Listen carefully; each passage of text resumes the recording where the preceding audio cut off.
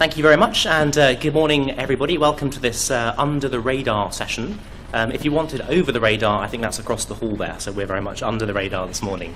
New exciting stuff.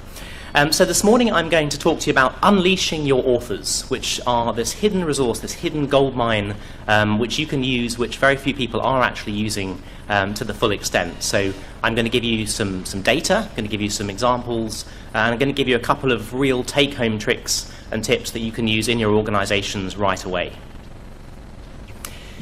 So let's start off with the author, the researcher, the creator of the published work. You know, the most critical part, you could argue, of the entire publishing and dissemination function.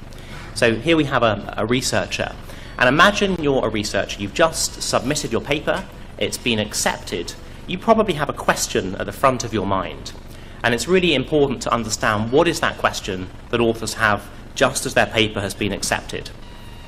So to help us understand what that question might be, I think it's quite useful for us to consider the views of some underrated philosophers from the 1970s and the 1980s, who are also part-time publishing consultants, the 3 degrees. When the 3 degrees were asked about what is the question that authors have at the front of their mind just as their paper has been accepted, the number one question that they came up with was, is this my beginning or is this the end? They also had a follow-up question for the publishers, which is, when will I see you again?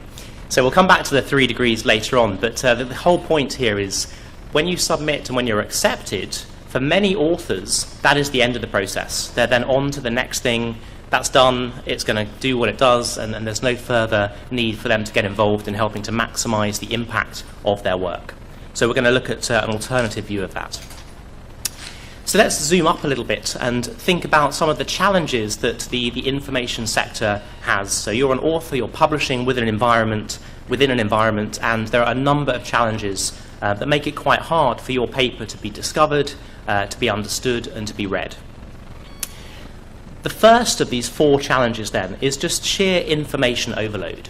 There's just a lot of stuff out there. Something like 50 million articles out there in the world today, and that is doubling every 20 years. It's a massive volume of work, at least 1 million papers published per year. And guess what? Reader time is not doubling every 20 years. So there's more and more stuff, and it's harder and harder to find the relevant stuff. And as an author, that's really bad news, because your great science, great content that's being published there is often not getting found. The second problem is that the structure of the academic article. So academic articles are often very dense technical content. You have to read the article to know whether it's worth reading the article, and there's an obvious problem there.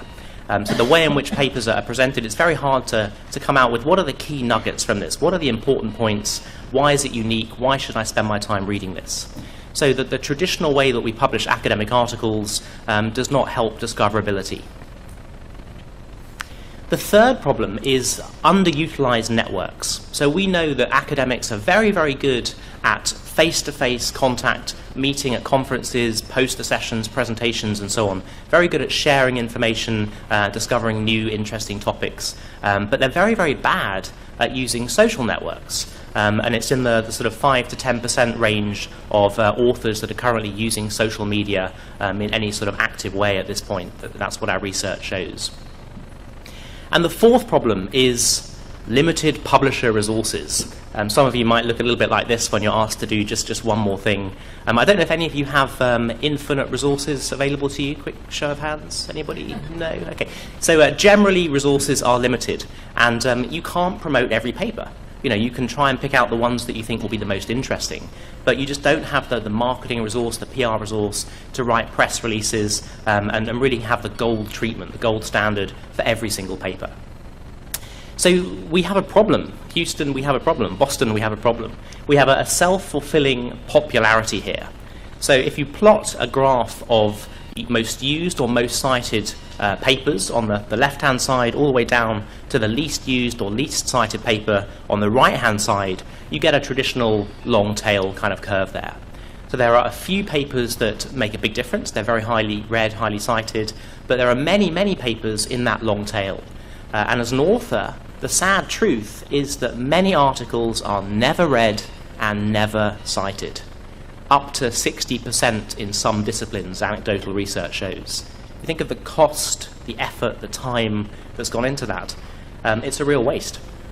So we've got a number of problems. We have a serious problem.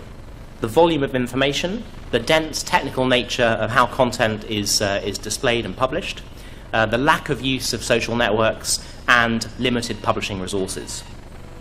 So, is there an obvious solution here? Is there something that we can do to overcome some of these issues?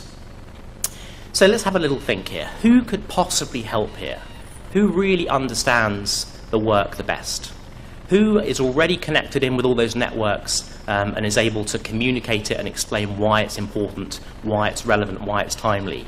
And who has links to all the additional resources that give that particular paper some context? Now, it's tricky. I'm going to give you some multiple choice answers. Is it A, the author? Is it B, the author? Is it C, the author? Or D, the author? So, what do we think here? Anybody want to go 50-50? Ask the audience, phone Ken Anderson. You can do whatever you like. But it is the author. So it sounds obvious. Involve the authors, let them help explain their work. But will they want to help? Have they got time to help? Well, we did some research at Kudos, my company. We surveyed over 40,000 researchers. We got about a 10% response rate, and that was across the globe, across different disciplines, so there was no particular bias to one particular speciality. We asked a number of questions, and I'm just going to highlight a couple of them. So the first question was, do you think more could be done to increase the visibility and impact of your work? Should people be doing more? And an overwhelming 84% said yes. It could be significantly improved or somewhat improved. So clearly there's a demand from the authors to do more.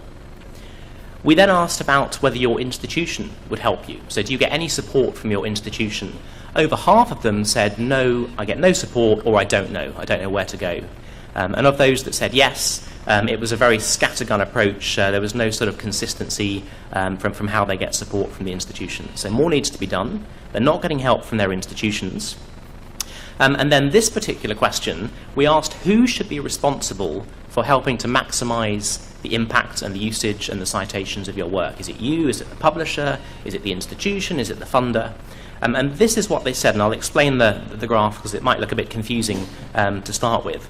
So the first column there, me, 80% of people said I'm responsible. They either say they're most responsible, very responsible, or somewhat responsible. So 80% said it's me. I am personally responsible as the author for getting this work out there. Closely followed by the publisher and so on. The institution much, much lower down.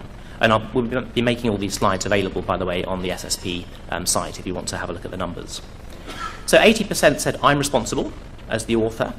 And we said if there were some tools available to you to actually help you explain your work, share it within your networks, would you use them? Would you actually personally use them? And 3/4 said yes, I would use those tools if they are available. So there seems to be a willingness of authors to do the work here. Authors are saying overwhelmingly, yes, we want to help here, we want to make a difference. Okay, fair enough. So there's a problem, authors are willing to help, but will they be any good at it? Will they actually be able to do anything to make a difference here?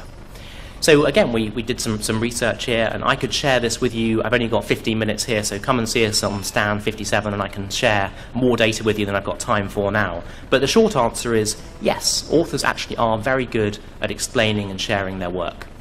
We were told that authors will be terrible at explaining in simple, plain English why their work is important, why it's unique. But actually, the evidence is to the contrary of that. I'm going to share a couple of examples from Kudos, which is the company that I founded, which lets authors share their work and explain it. And I'm going to give some examples from a couple of these publishers who we're working with. So the core principles here are let authors explain their work. Let them enrich it by sharing links to relevant resources, give the context, then let them share it and measure the results. So let's look at a typical example here. So this is a paper, and we provided a simple pop-up here to let authors write a lay summary, what's this about in plain English, and an impact statement. Why is it unique? Why is it timely? Why should we be interested in this? So this is the full abstract. This is Philip Gale, published with the Royal Society of Chemistry. Just have a little look at that. I'm sure that's pretty clear what the paper's about there. No questions about that? Pretty obvious, I'm sure. So, even if you just read that, it's very hard to know why this is worthy of my time to read as a full paper. This is the abstract that he wrote, and it's really readable. So what's it about? Sulfate is an important anion in biological systems. We've shown this for the first time. Why is it important from a biological perspective? It's one of the most abundant anions in human plasma and so on. So he's explained in really simple terms why it's important. So much easier to assess whether that is a good use of your time to read and study that particular paper than just from the abstract view that we had before. One other example, this is from Maria Nussi from Italy, Royal Society Publishing. Quite a long abstract again, and she's had some fun with this. So she's have a little read of that. If you're to free climb the astronomy tower and reach the top as quickly as possible, will Draco appear and disable Dumbledore, etc. Muggles' toys see you down the rabbit hole in the quickest time. So she's made this a little bit fun, but actually it's really accessible, and she's had a lot of usage of this as a result. I don't know who her co-author is on this particular paper, but I suspect it might be this gentleman here. I'm not sure. And no, it's not Anthony Watkinson, in case you're wondering. Okay, so that's about explaining the work. Enriching is about adding resources around it to give it context, so that there might be slide share presentations, there might be video, there might be images, there might be data sets. Here's an example from Publishing Research Quarterly, where on the right there you can see there's a whole load of resources that have been added, again, that makes it easier for users, readers to understand whether this is something that they should spend their time reading. And finally, sharing. So I mentioned these networks. Authors are really well plugged in with networks. They know people, they know the right people, so provide them with some tools to share their work and then measure the results. And I'm going to give just one example of this. Where we again on Kudos, we allow people to share by email and Twitter and Facebook and so on. Here's Philip Gale, who we looked at earlier with his sulfates. He sent this one tweet. We've shown for the first time that small molecules can transport sulfates, and there's a coded link there. And as a result of that one tweet, Philip Gale had 366 referrals to his paper. 366. Now you think about that long tail.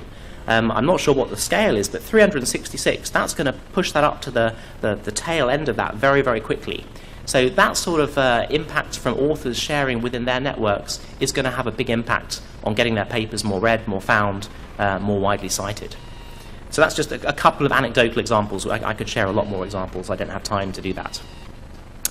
So what are the results of all of this? So we launched a pilot last year, and we're very happy to share data with you, but kind of the headline number I want to share with you is that when we provide tools to allow authors to explain their work, to enrich it, to share it, then on average we saw 19% higher usage on the publisher site per day than for people not using those tools. And that was with a proper control group, anonymized trials and so on. So we can share more data if you want to hear about that. But there does seem, anecdotally at least, to be some evidence that this works. So just to kind of summarize all this and what you can do about this right now, authors are your secret weapon. We know that they're willing to help increase the impact, the usage, and the citations of their work. And they actually appear to be quite good at it. I think we've underestimated how good authors are and how willing they are to work in partnership with publishers to actually get their work as widely read as possible in front of the right people. So they're good at it, and you can start doing this right away. You can start collecting lay summaries, impact statements as part of your submission process, include that together with the traditional abstract. Think about short titles for your work. There's evidence that shows if you have a short title, then you're more likely to be cited than if you have a long title. It seems kind of intuitive that it's easier to understand if it's a short title, but maybe consider a tweetable title as a field that you collect within your systems. So the acceptance process, article acceptance, really is the beginning, not the end. Engage with your authors, have this be the start of a continuing relationship with them rather than just a conveyor belt where the paper is accepted and then you never hear from that author again. So my invitation to you is to nurture and engage your authors and unleash your authors. Thank you very much.